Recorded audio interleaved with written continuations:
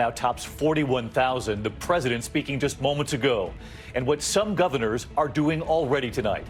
The growing calls for federal help with testing to get Americans back to work. The president saying that's a state issue. In New York, 478 deaths in the last 24 hours, but authorities say there are promising signs. The number of hospitalizations declining. Governor Cuomo warning tonight there is no room for error. We are inside a New York City hospital. Across the country, the long lines for testing. Maryland's Republican governor obtaining 500,000 testing kits from South Korea. Tonight, the president, a short time ago, saying that governor didn't understand what's available, saying hundreds of labs are willing and able. So what's happening here? And California's governor revealing they're not seeing that downward trend yet. Meantime, protesters pushing back against stay-at-home orders. The images from Harrisburg, Pennsylvania. In Phoenix tonight, healthcare workers in masks confronting demonstrators. In Denver, too. Tonight, Dr. Anthony Fauci on the protests and the risk of reopening too quickly and without great caution. The new results just in tonight, the large-scale test on antibodies, suggesting the actual number of infections could be up to 55 times higher than the number of confirmed cases in one major county alone. And our continued reporting here on using plasma from those who have recovered to give to those fighting the virus. Tonight, you will hear from a patient, a nurse who had been on a ventilator receiving that experimental plasma treatment. We've heard so much about the lungs. Tonight, what about the virus and your heart? Blood clots, vascular health. The well-known Broadway actor married with a baby who has been in a coma. They had to remove his leg because of clotting complications. What we're learning tonight. Our reporter at that meat processing plant with hundreds of workers testing positive. As tonight, food processing plants in at least 7 states are now closed. The health impact and what could this mean for the supply at your grocery store?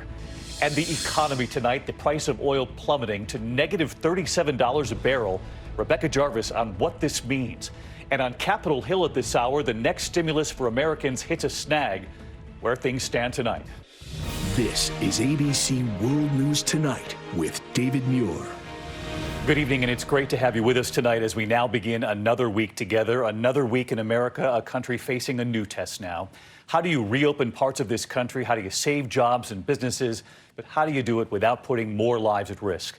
The president saying just moments ago we are going to have an economic resurgence. He said it is critical to continue this medical war, but that we must reopen carefully and that Americans should follow the guidelines.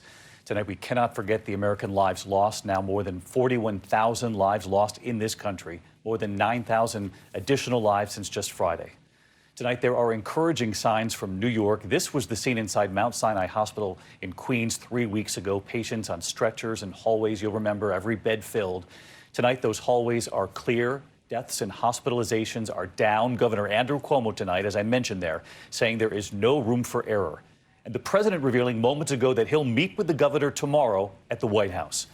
Cases, meanwhile, still surging in Massachusetts. They're bracing for the death toll to double in a week. And one of the worst hotspots in America, this pork processing plant in South Dakota, a state where there were no stay-at-home orders. More than 700 workers testing positive. We are there tonight, with plants in more than a half dozen states now shut down, and the impact, of course, coming to grocery stores across the country. Protesters, meanwhile, across the nation, the tension over saving jobs and saving lives on full display. This image, the protesters and the man in scrubs there standing right before them. We also have new reporting tonight. We've talked a lot about the lungs, the concern now over your heart, blood clots and potential for heart attacks, and we will carefully get to it all tonight. We're going to begin here with ABC's Whit Johnson leading us off here in New York. Tonight, these stark images from Denver illustrating the difficult decisions facing leaders at all levels of government, how to balance the pressure to reopen with the need to protect public safety. In the New York epicenter, where the pandemic has inflicted weeks of pain and heartbreak, tonight signs the state has turned a corner. Look at the curve over the last month, the number of people admitted to the hospital trending downward. Governor Cuomo urging caution. The question is now, how long is the descent and how steep is the descent? And nobody knows. One doctor seeing that decline firsthand.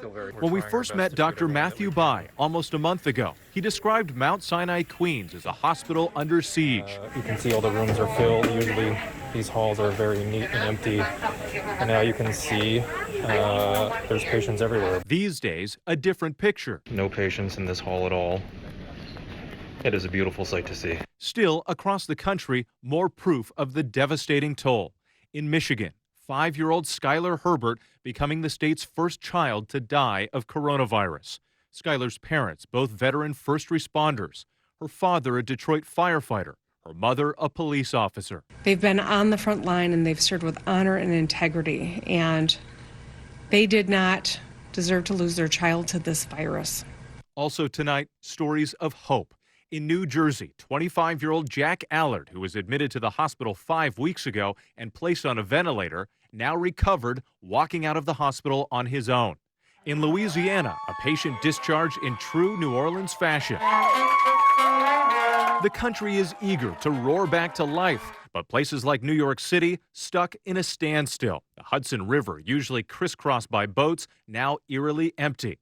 The mayor today canceling all parades through June, including iconic celebrations like the Puerto Rican Day Parade and the Pride March.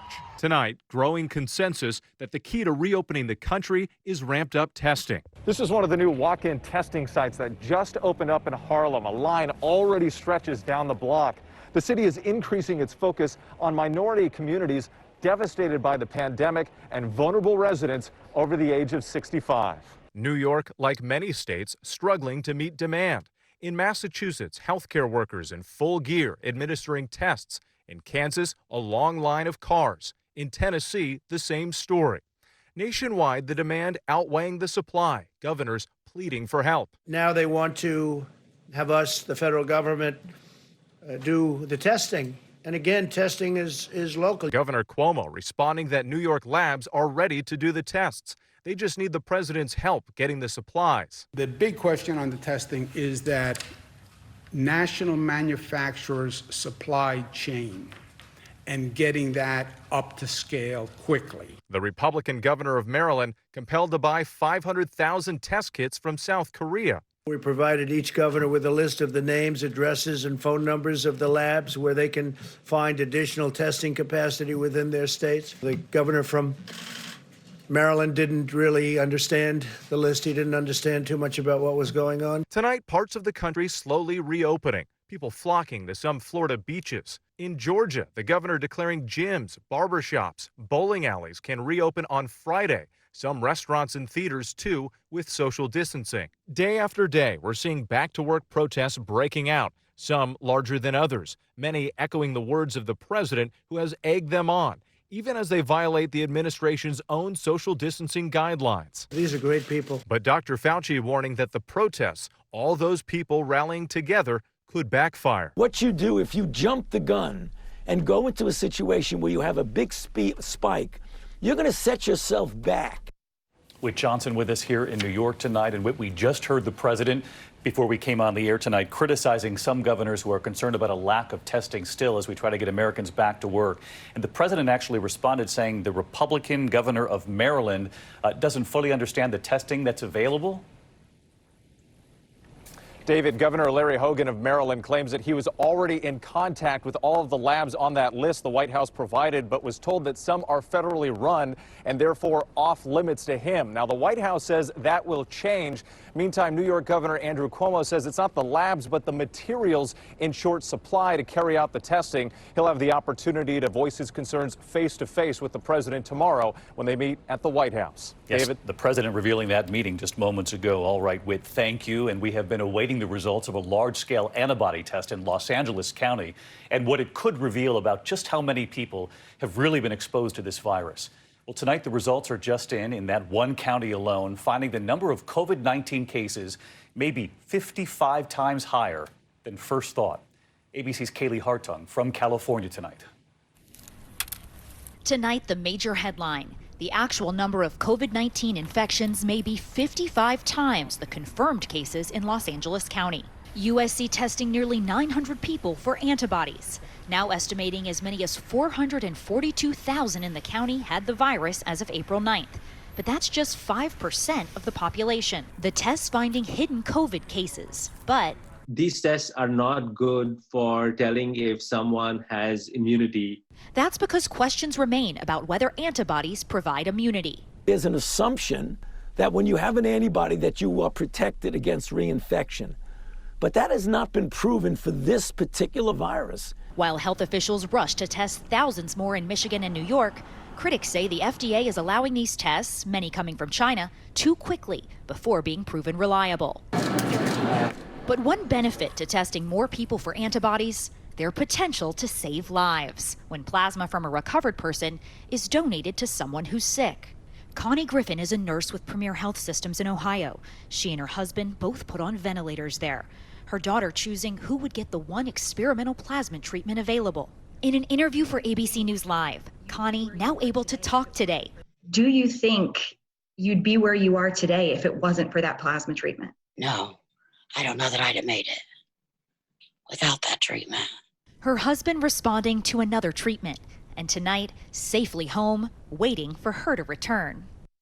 And Kaylee back with us tonight. And Kaylee, you've reported here on your own recovery from the virus and that you have tried to donate your own plasma. And I know you, like many others, have hit some hurdles in trying to donate. Where does that all stand tonight?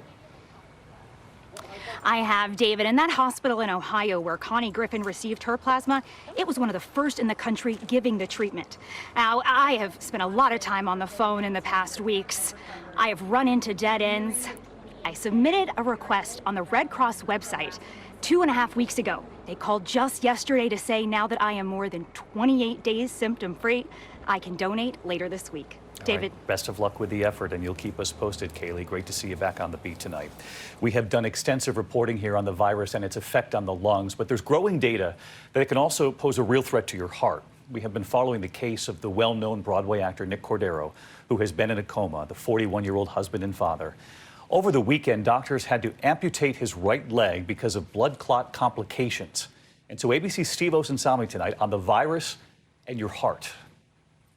Doctors trying to save the lives of patients fighting the coronavirus are seeing more of what happened to Broadway actor Nick Cordero, a blood clot that in his case cost the Tony nominee his right leg.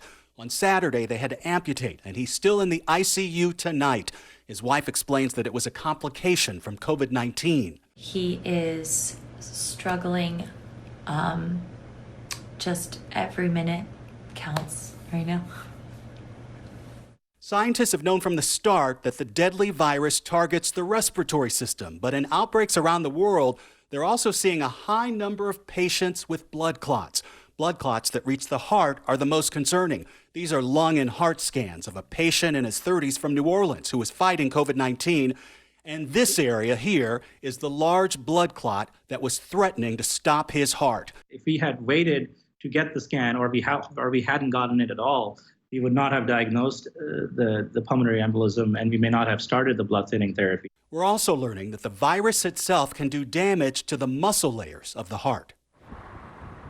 In Spain, for example, they're seeing so many of these patients with blood clots that some doctors there are prescribing blood thinners to all patients who are admitted to hospital with COVID-19.